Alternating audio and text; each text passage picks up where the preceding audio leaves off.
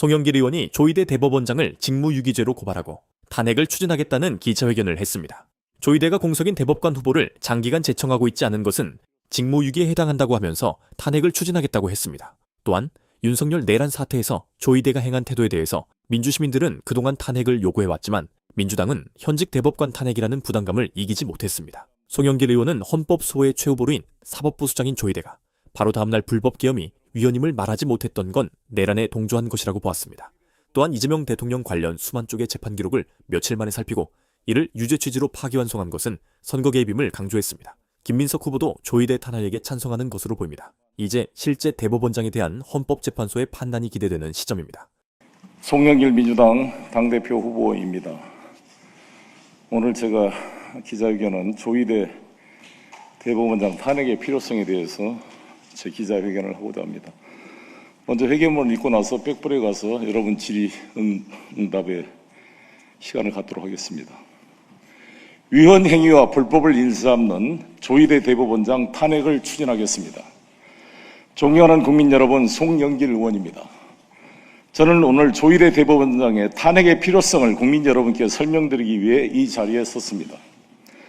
조희대 탄핵이 필요한 이유는 차고 넘치지만 핵심적인 세 가지만 말씀드리겠습니다. 첫째, 대법관 임명을 거부하며 사법부를 마비시키고 있습니다. 노태학 대법관이 올해 3월 3일 퇴임했습니다. 대법관 후보 추천위원회는 이미 1월 21일에 후보 4명을 추천했습니다. 통상 대법원장은 후보 추천을 받으면 2주 안에 제청을 합니다.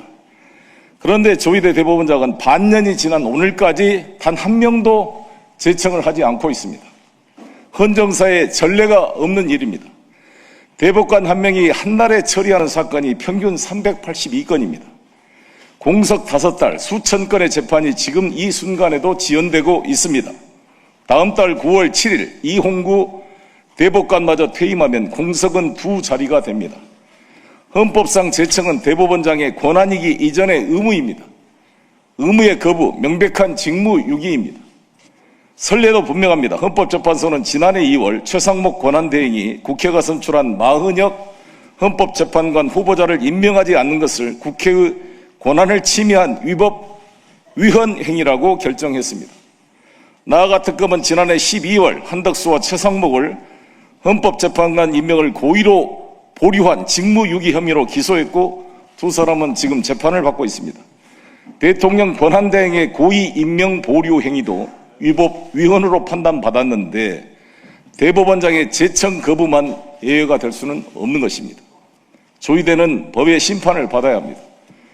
둘째, 계엄의 밤에 침묵하고 동조했습니다. 2024년 12월 3일 밤 윤석열이 비상계엄을 선포했습니다. 국회는 2시간 만에 계엄 해제를 의결했습니다. 시민들은 맨몸으로 장갑차를 막았습니다. 대한민국 민주주의가 무너질 뻔했던 그 순간 헌법 수호의 최후 보루인 사법부의 수장은 무엇을 하고 있었습니까? 다음날 조희대 대법원장의 첫 마디는 계엄이 어떤 절차를 거쳤는지 지켜봐야 한다는 것이었습니다. 위헌 선언이 아니라 절차 타령이었습니다. 사법부가 계엄을 위헌적이라고 공식 언급한 것은 계엄으로부터 8일이 지난 뒤였습니다. 초등학생도 아는 불법 계엄의 위헌성을 대법원장은 8일 동안 판단하지 못했다는 것입니까? 아닙니다. 조희대는 일부러 하지 않은 것입니다. 계엄의 위법을 지적하는 대신 계엄 이후에 사법부를 계산하고 있었던 것입니다. 그 침묵이 곧 동조입니다.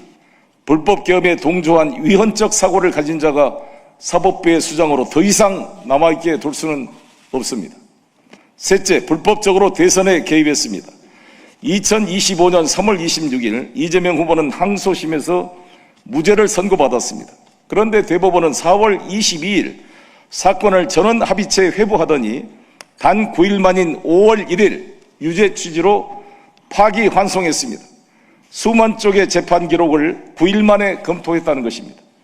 통상 수개월에서 수년이 걸리는 상고심을 하필 대선을 앞둔 시점에서 헌정사에 유례가 없는 속도로 해치웠습니다. 목적은 단 하나였습니다. 유력 대선 후보 이재명을 낙마시키는 것. 국민이 뽑을 대통령을 법복 입은 사람들이 바꾸려 한 사법의 이름을 빌린 선거 개입입니다. 국민은 표로 심판했고 이재명 대통령이 탄생했지만 그 죄가 사라지는 것은 아닙니다. 조이대는 민주국가의 법복을 입을 자격이 없습니다. 존경하는 국민 여러분, 조이대 대법원장은 지금 헌법기관 구성마저 거부하고 있습니다. 계엄 앞에서는 동조하며 침묵했습니다. 대선에는 불법적으로 개입했습니다. 이 세 가지를 관통하는 본질은 사법권력의 헌정질서 유린입니다. 그래서 조이대 탄핵은 불가피합니다. 저 송영길이 국회 권한 침해에 대한 권한쟁의 심판, 직무유기 고발과 함께 탄핵 소추를 추진하겠습니다. 조이대의 직무를 정지시키고 헌법기관 구성을 완성해 헌정질서를 회복하겠습니다. 사법부에 헌법이 있고 헌법 위에 국민이 있습니다. 국민의 군림하려는 위헌적 사법권력은 반드시 심판을 받아야 합니다. 저 송영길이 조이대의 탄핵을 추진하고 사법정의를 바로 세우겠습니다. 감사합니다. 2020년 8월 5일 더불어민주당 당대표 후보 송영길.